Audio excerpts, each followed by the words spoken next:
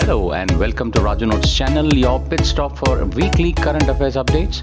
The updates tailor-made for students taking all kinds of competitive exams like UPSC, civils, defense and placement interviews. Please subscribe to the channel and stay updated every Sunday. A high-tech Chinese research ship was expected to dock at Sri Lanka's Hambantota port next week for refuel and replenish. The Chinese space and satellite tracking research vehicle Yuan Wang 5 was supposed to visit port from August 11 to August 17. India's defense and security establishments raised concerns about the possibility of the ship's tracking systems attempting to snoop on Indian installations, especially Indian naval bases and ISRO launching stations, while being on its way to Sri Lankan port. In past, the ties between India and Sri Lanka had come under strain after Colombo gave permission to the Chinese nuclear-powered submarine to dock in one of its ports in 2014. Raising up to the protest of India, Sri Lankan, at cost of strained relations with China, requested China to defer the visit of the ship until further consultations. National Democratic Alliance NDA candidate Jagdeep Dhankar has been elected as the next Vice President of India as he won the polls last week. Dhankar won the vice presidential elections by more than 500 votes, while the opposition candidate Margaret Alva bagged less than 200 votes. The Vice President of India is the second highest constitutional post of the country and is elected through an electoral college consisting of members of Rajya Sabha and Lok Sabha. Jagdeep Dhankar, a lawyer by profession, joined politics in 1989 and went on to become the governor of West Bengal in July 2019. Dhankar made headlines since then over his unrestrained relations with the Mamata Banerjee government and tendered his resignation as governor of West Bengal. Tibetan spiritual leader Dalai Lama was honored with the Phal-Gam Dustan Award, the highest civilian award of Ladakh, for his immense contribution to humanity, especially towards the Union Territory. The award was conferred by Ladakh Autonomous Hill Development Council, LAHDC. The award marks the celebration of the remarkable contribution and achievement of the heroes of Ladakh and seeks to instill a sense of pride in younger generation. This news is certainly going to attract attention from China in near future. In a medical breakthrough this week, stem cell scientists say that they have created synthetic embryo without using sperm, egg or fertilization for the first time. But the prospect of using such a technique to grow a human organ for transplantation remains distant. The breakthrough was hailed as a major step forward. Scientists at Weizmann Institute of Science in Israel said that they have found a way to use a mouse stem cell self-assemble into an embryo-like structure in the lab. They stated by collecting cells from the skin of the mice, then made them to return to the state of stem cells. The stem cells were then placed in a special incubator designed by the researchers, which continuously moved to mimic a mother's womb.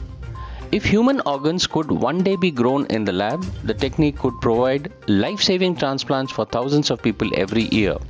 For example, one day, scientists could take cells from the patient's liver, use them to make stem cells, grow a synthetic embryo, and then transplant it back to the patient.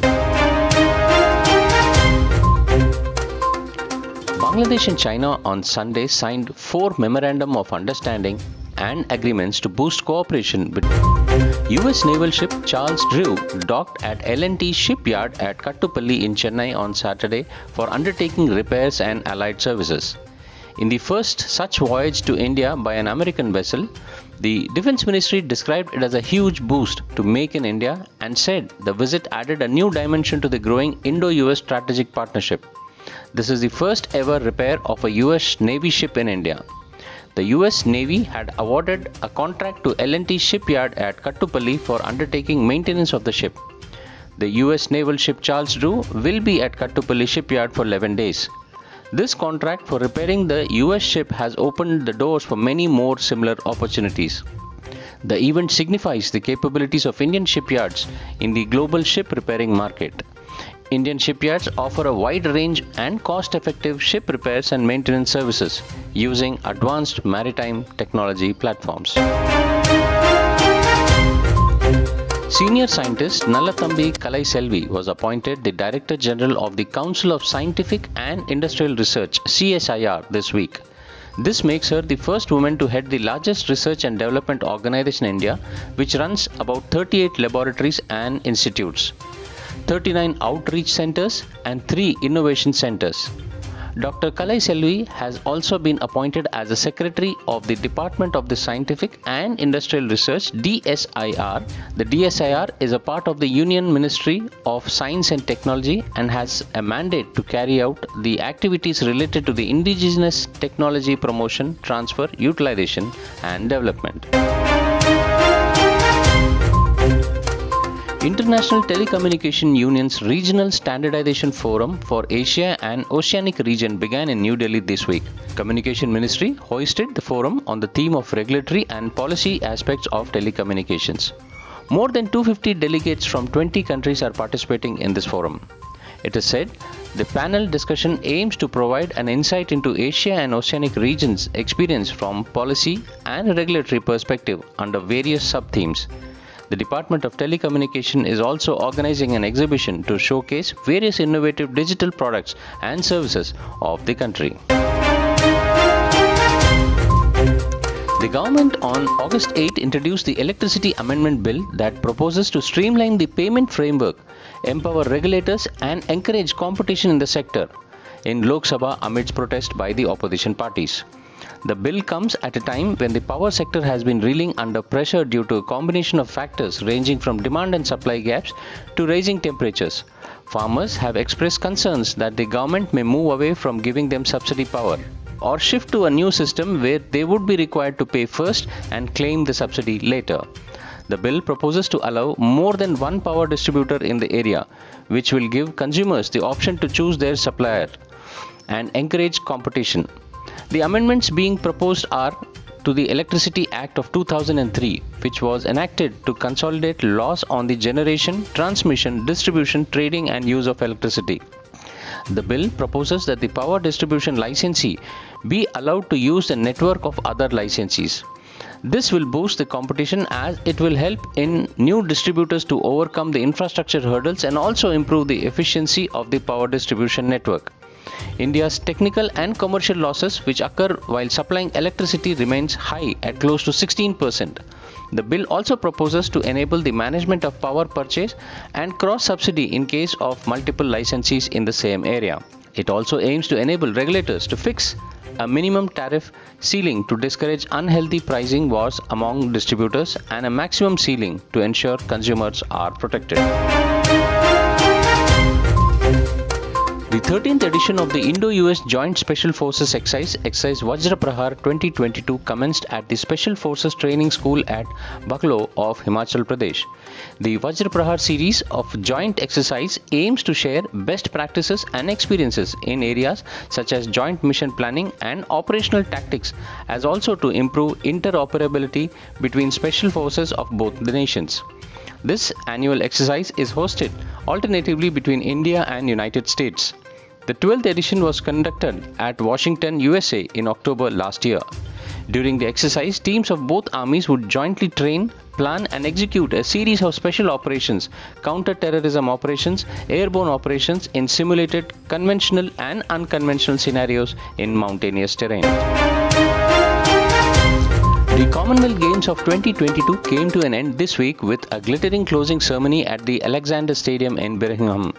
The Games conducted following 11 days of sporting activities in which more than 5,000 athletes from 72 nations and territories competed. The next edition of the Games will be hosted at State of Victoria in Australia in 2026. At Commonwealth Games 2022, India finished 4th in overall medals tally with total 61 medals including 22 gold, 16 silver and 23 bronze. Indian contingent gave a commendable performance at the Games, winning unexpected medals from sports like lawn bowls, judo and athletics.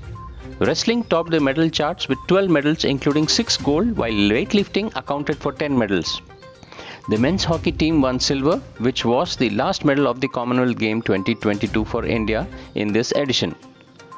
Australia topped the final standings with 178 medals including 67 gold, 57 silver and 54 bronze, followed by host England with 175 medals including 56 gold, 65 silver and 53 bronze. Canada stood third with 92 medals, including 26 gold, 32 silver, and 34 bronze. Russia launched an Iranian satellite into the orbit this week from southern Kazakhstan, just 3 weeks after President Vladimir Putin and Supreme Leader Ayatollah Ali Khamenei pledged to work together against the West. The remote sensing satellite named Khayyam was launched by a Russian Soyuz rocket from Kazakhstan. US officials are concerned by the fledgling space cooperation between Russia and Iran, fearing the satellite will not only help Russia and Ukraine but also provide Iran unprecedented capabilities to monitor potential military targets in Israel and wider Middle East. In July, Putin visited Iran in his first international trip outside the former Soviet Union since the start of Russian military campaign in Ukraine.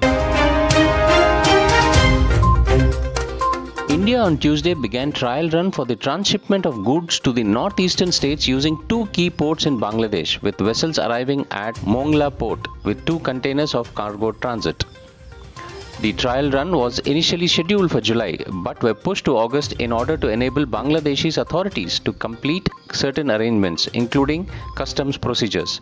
The development comes ahead of a planned visit to India by Bangladeshi Prime Minister Sheikh Hasina in the first week of September. This agreement was signed in October 2018 for the transit of goods from India via Chattogram and Mongla ports in Bangladesh.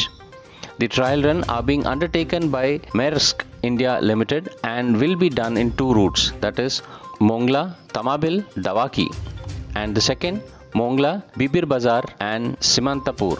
After being transported by riverine routes in Bangladesh, the goods will enter India through border checkpost at Dawaki in Meghalaya and Simantapur in West Bengal. These 2 routes are among 8 approved routes for the transit goods under the 2018 agreement. India had earlier carried out a trial transshipment of goods from Kolkata to Tripura via Chattogram port in southeastern Bangladesh in July 2020.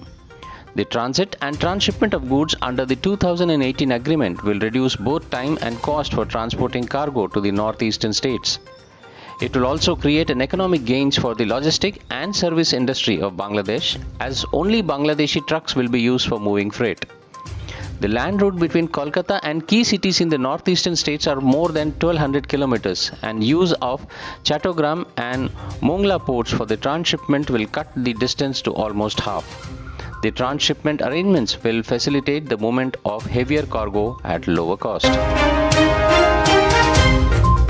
China has reported 35 cases of novel Langya Henipa virus that is likely to spread from animals to humans and can cause renal and liver failure.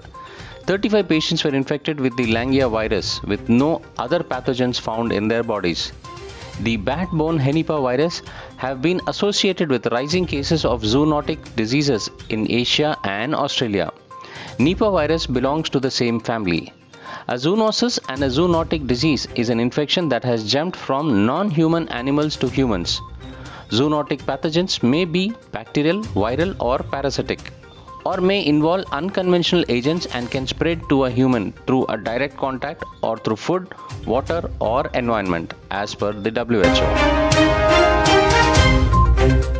President Joe Biden this week signed a landmark bill to provide $52.7 billion in subsidy to the US semiconductor production and research, and to boost efforts to make the United States more competitive with China's science and technology efforts. Biden hyped investments that the chip companies are making, even though it remains unclear when the US Commerce Department will write rules for reviewing grant awards and how long will it take to underwrite these projects. The White House said the bill's passage will be spurring new chip investments. It noted that Qualcomm agreed to buy an additional $4.2 billion in semiconductor chips from the GlobalFoundries New York factory, bringing its total commitment to $7.4 billion in purchases through 2028. China has taken a note of this and has opposed it vehemently, saying that it disturbs the total semiconductor industry. In the recent past, we have seen an uptick in the attacks on the Pakistani security forces by militants in the tribal district, despite a ceasefire committed by Tehreek-e-Taliban Pakistan. At least 4 Pakistani soldiers were killed and 7 other persons injured in a suicide attack in North Waziristan tribal district of the resistive Khyber Pakhtunkhwa province on Tuesday. There is a growing discontent among the Baluch, Sindhis and the NWPs, and the words of Imran Khan that Pakistan is likely to disintegrate into 3 parts may soon be reality if the same situation continues in Pakistan. The economic situation in Pakistan is also taking a toll on the country. Singapore this week declared its iconic green site Padang, from where Netaji Subhash Chandra Bose gave a slogan Chalo Delhi in July 1943 as its 75th national monument as the city celebrates its 57th National Day. The large field, popular for sporting events such as cricket, football, hockey, tennis and lawn bowling, is one of the oldest open spaces continuously used since 1800s. It was here where Netaji delivered several speeches to the tens and thousands of INA soldiers and the local Indian population. It was here that he gave the call Chalo Delhi. He set up the Rani of Jhansi regiment and called for the total mobilization of Indian resources to free India from British rule. Just before the war ended, Bose established the INA Memorial at the southern edge of the Padang. President Draupadi Murmu has appointed Justice Umesh Lalit as 49th Chief Justice of India. He will take over the charge on 27th of this month. The present CJI, Justice N.V. Ramana, will retire on 26th August. Justice Umesh Lalit was appointed as a judge of the Supreme Court of India in August 2014. He will become the second Chief Justice of India to be directly elevated to the Supreme Court from the bars, after Justice S.M. Sikri, who served as the 13th CJI in 1971. Justice Lalit has served as a member of Supreme Court Legal Service Committee for 2 terms. Born on 9th November 1957 at Solapur, Maharashtra, Justice Lalit was enrolled as an advocate by the Bar Council of Maharashtra and Goa in June 1983. He practiced in the High Courts of Bombay till December 1985 before shifting his practice to Delhi in January 1986. Union Cabinet has approved ratification of 11th Additional Protocol to the Constitution of Universal Postal Union. The approval enables the Department of Post to have an instrument of ratification signed by the President of India and have a same deposited with the Director General of International Bureau of Universal Postal Union. This will fulfill the obligations arising from Article 25 and 30 of the UPU Constitution, which provides for ratification for the amendments to the Constitution adopted by a Congress as soon as possible by the manner of the countries. The amendments to the Constitution of UPU adopted by the 27th UPU Congress ensures further legal clarity and stability to the acts of the Union. US President Joe Biden has signed documents endorsing Finland and Sweden's accession to NATO alliance. Celebrating the US decision to ratify both the countries, President Biden said, "Their alliance is closer than ever and it will be more united than ever. And after Finland and Sweden join, they will be stronger than ever." Sweden and Finland applied for NATO membership in response to Russia's military actions in Ukraine. Moscow has repeatedly warned both countries against joining the alliance. Last week, the Senate voted 95-1 to ratify the entrance of Finland and Sweden into the world's most powerful military alliance. Both Finland and Sweden already meet many of the requirements to be a NATO members. NATO's 30 allies signed the accession protocol for Sweden and Finland last month, allowing them to join the nuclear-armed alliance once all member states ratify the decision. American tennis legend Serena Williams, winner of 23 Grand Slam titles, has announced that she will retire from professional tennis.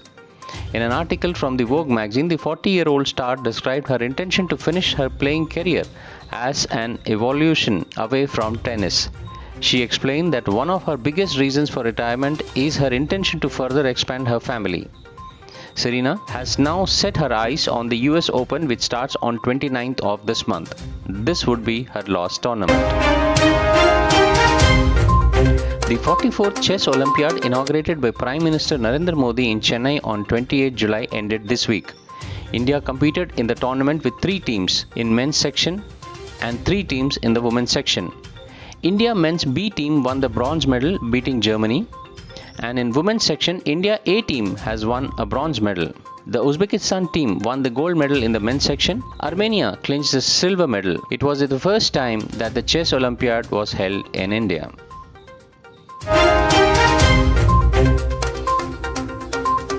And now for the segment where we see the events that unfolded this week back in history. August 6, 1881, Alexander Fleming is born. On this day, 144 years ago, Alexander Fleming, a Scottish bacteriologist, was born. Fleming had a genius for a technical imagination and original observation. He stumbled upon penicillin, the world's first antibiotic, in a petri dish in 1928. Penicillin saved thousands of soldiers from dying of septicemia in World War II. The history of penicillin and Pfizer, the small company that succeeded in mass producing it to save soldiers in World War II, offers lessons in dealing with the coronavirus pandemic. August 7, 1990, Operation Desert Storm starts the Gulf War. On this day, 32 years ago, in the biggest deployment since World War II, American soldiers entered Saudi Arabia to protect the kingdom from Iraq. Saddam Hussein's Iraq had occupied Kuwait to acquire the nation's large oil reserves. An adamant Hussein refused to relent, and on January 16, 1991, President George H.W. Bush announced the start of what would be called as Operation Desert Storm, or the First Gulf War. It was a terribly one-sided war that demonstrated the technology prowess of America. August 9, 1942, Quit India movement is launched. On this day, 80 years ago, the Quit India movement began with the raising of Indian flag by Aruna Asif Ali. After the Cripps mission handled Indian leaders what Mahatma Gandhi called as post-dated check on the bank that was obviously failing. It was inevitably that a mass movement would be launched. Gandhi for the first time preferred anarchy over continuation of the British rule, which was progressively weakening India. Do or die became the battle cry for every Indian. August 10, 1963, Fulham Devi, the bandit queen, is born. On this day, 59 years ago, legendary Indian dacoit Fulham Devi was born. The bandit queen rose to fame as an outlaw who terrorized landowners who allegedly exploited poor farmers in the Chambal Valley. She ordered the massacre of 22 Rajputs of the Bahmai, but was glorified as a campaigner against caste domination. After serving 11 years in prison, she became a member of parliament in 1996, only to be assassinated by a vengeful Rajput in 2001. August 12, 1765, the Treaty of Allahabad is signed. On this day, 257 years ago, the Treaty of Allahabad was signed between Mughal Emperor Shah Alam II and Robert Clive of East India Company as a result of Battle of Buxar. This treaty enabled the Britishers to rule India for 2 centuries. Well, that's all friends for this week's updates. See you soon next Sunday on the same channel. Till then, take care. Bye bye.